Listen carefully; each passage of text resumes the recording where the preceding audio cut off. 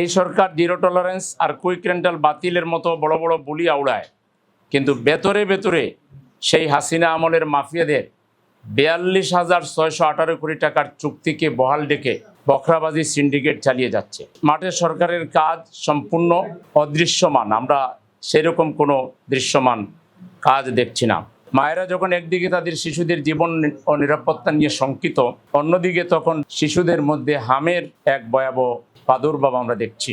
অথচ আমাদের বর্তমান সরকার এবং তাদের জনপ্রতিনিধিরা এ নিয়ে কোনো সচেতনতা ক্যাম্পেইন বা টিকাদান বোধ বা কোনো একটা কার্যক্রম তারা কার্যকরীভাবে অ্যাক্টিভ আছে, এটা খুব একটা চোখে পড়ছে না। পল্লবীতে রামিসা থেকে শুরু করে চট্টগ্রাম পর্যন্ত যে শিশু হত্যা এবং ধর্ষণের ঘটনা ঘটেছে, তাতে এদেশের শিশুরা আর কেউ নিরাপদ ভাবে না। শিশুদের মায়েরাও আজকে প্রকাশ্যে বলছে যে আমাদের শিশুদেরকে আমরা বুকে আগলে ধরবো, কারণ আমাদের শিশুদের নিরাপত্তা দেওয়ার কেউ এদেশে নাই। এজন্য কয়েক সপ্তাহ আগে আমি যখন পল্লবীতে রামিসার মায়ের চোখের দিকে তাকিয়েছিলাম, আমি তখন দেখেছিলাম যে তার কান্না শেষ হয়ে আসছে, তার চোখে কোনো পানি নেই।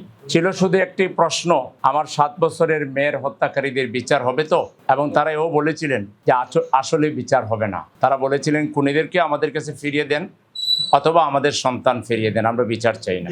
চট্টগ্রামের বাকালিয়ায় মাত্র 3 বছরের একটা শিশু এর মধ্যে এই ঘটনার পরে ধর্ষণের শিকার হয়েছে।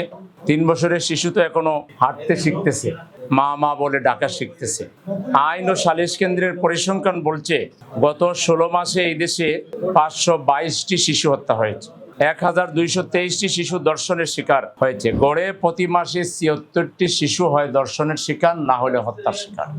প্রতিদিন প্রতি ঘন্টায় এদেশে একটি শিশু কোথাও না কোথাও নির্যাতনের শিকার হচ্ছে, পরিসংখ্যান বলতেছে। মায়েরা যখন একদিকে তাদের শিশুদের জীবন ও নিরাপত্তা নিয়ে শঙ্কিত, অন্যদিকে তখন ঢাকা মহানগরী উত্তর সহ দেশের বিভিন্ন এলাকায় শিশুদের মধ্যে হামের এক ভয়াবহ প্রাদুর্ভাব আমরা দেখছি।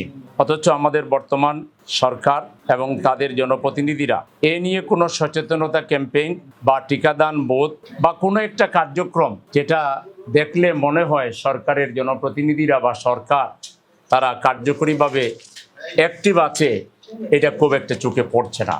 ঈদুল আজহায় ঈদযাত্রাকে কেন্দ্র করে পরিবহন খাতে ওপেন সিক্রেট চাঁদাবাজি হয়েছে, বলতে পারেন বাড়ার নৈরাজ্য চলেছে।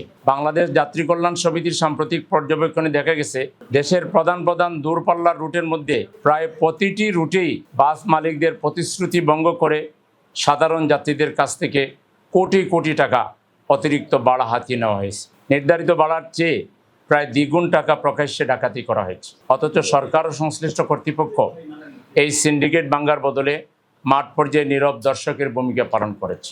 শুধু এখানে শেষ নয়, এই পশুর হাট রিলেটেড একটু বলে দেই।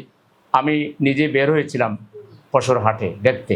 4 ধরনের দুর্নীতি করা হয়েছে। প্রথম হইল যে ট্রাকটা আসে, এই ট্রাক ঢোকার আগে একটা টোকেন দেওয়া হয়েছে। এই টোকেন প্রত্যেক ট্রাক 5,000 টাকা দিয়ে এই টোকেন সংগ্রহ করতে হয়েছে। কোনো কারণে যদি টোকেন হারাই ফেলে, তাহলে যত জায়গায় সামনে পড়েছে চাঁদাবাজদের, তাদেরকে আলাদাভাবে টোকেন হারাই ফেলছে আবার টাকা দিতে হয়েছে। তারপরে প্রত্যেক গরুকে, ধরেন একটা টাকায় যদি 10টা গরু থাকে, তাহলে গরু কেন্দ্রিক হয়তো আরও 2,000 টাকা করে দিতে হয়েছে। তারপরে গরু যেখানে বসে দাঁড়ায় থাকবে কেনা হবে, যেখান থেকে গরুকে যে জায়গায় দাঁড় করানো রাখা হবে, সেই জায়গা নির্ধারণের জন্য আবার চাঁদা নেওয়া হয়েছে। হাসিলের জন্য তো নেওয়া হয়েছে।